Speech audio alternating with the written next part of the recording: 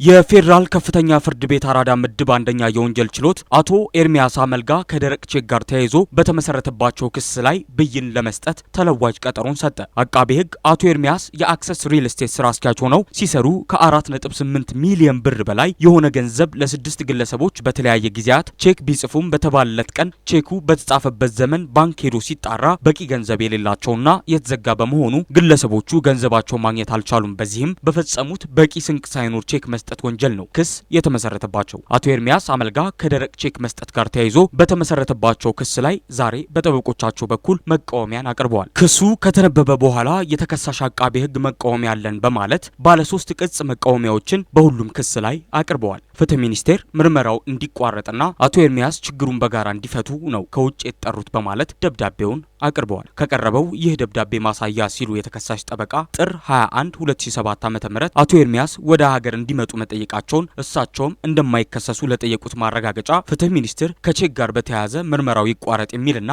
ለሚመለከተው አካል ሁሉ እንደተላከ የሚያስረዳ ደብዳቤ በመሆኑ ሊከሰሱ አይገባም ብለዋል። ከዚህ በተጨማሪ ቼኩ ተጻፈ የተባለው የቼኩ ሂሳብ ከተዘጋ በኋላ ነው የሚልና የቀረበው ክስ ከማስረጃው ሰነድ ጋር ይጣረሳል የሚል በመቃወሚያ ውስጥ ተጠቅሷል። በዚህ ክሱ ሊቋረጥ ይገባል በማለት ነው መቃወሚያቸውን የተከሳሽ ጠበቃ ያቀረቡት። አቃቤ ሕግ በሰጠው ምላሽም የተቋረጠው ምርመራ እንዲቀጥል የሚያረጋግጥ ደብዳቤ መጋቢት 5 2008 ዓ.ም በፍትህ ሚኒስትሩ አቶ ጌታቸው አምባዬ የተጻፈ ደብዳቤ ለማዕከሉ ማስተባበሪያ ደርሶናልም ብለዋል። ለችሎቱ ማቅረብና ግልባጩ ለተከሳሽ እንዲደርስ ማድረግ እንደሚቻል አስገንዝበዋል። ደረቅ ቼክ ተጻፈ የተባለውም የቼኩ ሂሳብ ከመዘጋቱ በፊት እንደሆነና ከባንክ ሂሳብ መዘጋት በኋላም ቢሆን ማታለል ነው ሲል ለችሎቱ አስረድቷል። ከዚህ በተጨማሪ በሌሎች በቀረቡ መቃወሚያዎች ላይ ምላሽ የሰጠው አቃቤ ሕግ ለተጠየቁ ማስረጃዎች ሁሉ በማስረጃ ማቅረብ ወቅት የሚታዩ ጉዳዮች እንዳሉ አስረድቷል። ስለዚህም ክሱና ማስረጃዎቹ የተናበቡ በመሆኑና የቀረቡት መቃወሚያዎች ተቀባይነት ስለሌላቸው ውድቅ ተደርገው ክሱ እንዲቀጥል አቃቤ ሕግ ጠይቋል። የግራ ቀኙን ክርክር ያደመጡ የፌዴራል ከፍተኛ ፍርድ ቤት አራዳ ምድብ አንደኛ የወንጀል ችሎት በድምጽ የተቀረጸው ክርክር ተገልብጦ እንዲቀርብ በማለትና